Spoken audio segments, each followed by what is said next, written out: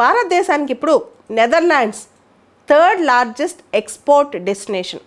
మన దేశం నుంచి ఇతర దేశాలకి ఎగుమతి అయ్యే ప్రోడక్ట్స్లో ఇప్పుడు ఫస్ట్ అమెరికా, రెండోది యుఏఈ, థర్డ్ నెదర్లాండ్స్.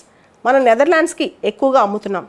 2023-24 ఈ సంవత్సరంలో మన మర్చెండైజ్ షిప్మెంట్స్ కాస్త 3% తగ్గినా నెదర్లాండ్స్కి మన ఎక్స్పోర్ట్స్ పెరిగాయంట.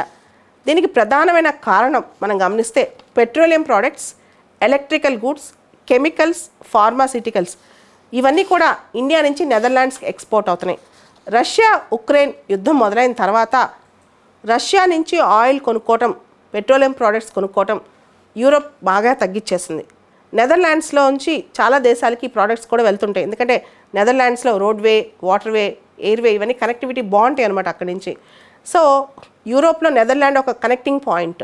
అందుకని ఎక్కువ మనం నెదర్లాండ్స్కి అమ్ముతున్నాం. నెదర్లాండ్స్ మన దగ్గర నుంచి ఎక్కువ కొనుక్కుంటుంది అనమాట. రీసెంట్గా మనం చదివాం ఇండియాకి అమెరికాతో ట్రేడ్ సర్ప్లస్ ఉందని చెప్పి. అంటే ఇండియా అమెరికాకి ఎక్కువ అమ్ముతుంది, తక్కువ కొనుక్కుంటుంది. రీసెంట్గా మనం ఒకటి చదివాం ఇండియాకి అమెరికాతో ట్రేడ్ సర్ప్లస్ ఉంది అని. అంటే అమెరికా నుంచి మనం తక్కువ కొనుక్కొచ్చుకుంటున్నాం, ఎక్కువ అమ్ముతున్నాం.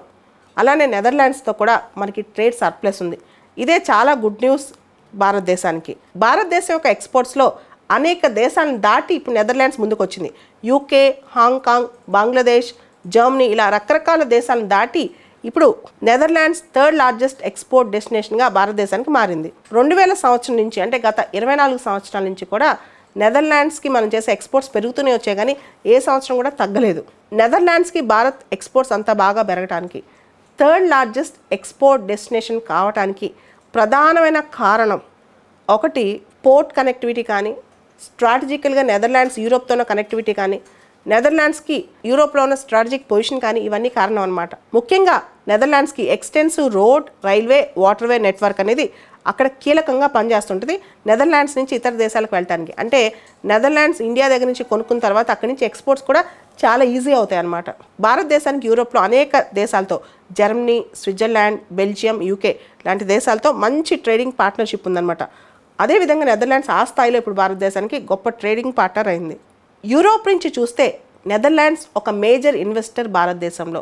ముఖ్యంగా $5 బిలియన్ ఇన్వెస్ట్మెంట్ రీసెంట్గా నెదర్లాండ్స్ నుంచి ఇండియాకు వచ్చింది. ఇండియా నెదర్లాండ్స్ టోటల్ ట్రేడ్ చూస్తే కనుక దాదాపు $27 బిలియన్. ఇండియాలో దాదాపు 200 డచ్ కంపెనీస్ ఫంక్షన్ చేస్తున్నాయి. ముఖ్యంగా ఫిలిప్స్ కానీ, డిఎస్ఎం, కేఎల్ఎం ఇలా చాలా డచ్ కంపెనీస్ ఇండియాలో ఆపరేట్ చేస్తున్నాయి. అదేవిధంగా దాదాపు 200 ఇండియన్ కంపెనీస్, ఎక్కువగా ఐటీ ఫర్మ్స్ నెదర్లాండ్స్లో ఆపరేట్ చేస్తున్నాయి. టీసీఎస్, ఇన్ఫోసిస్, హెచ్సిఎల్ ఇలాంటి చాలా కంపెనీస్ నెదర్లాండ్స్లో ఆపరేట్ చేస్తున్నాయి.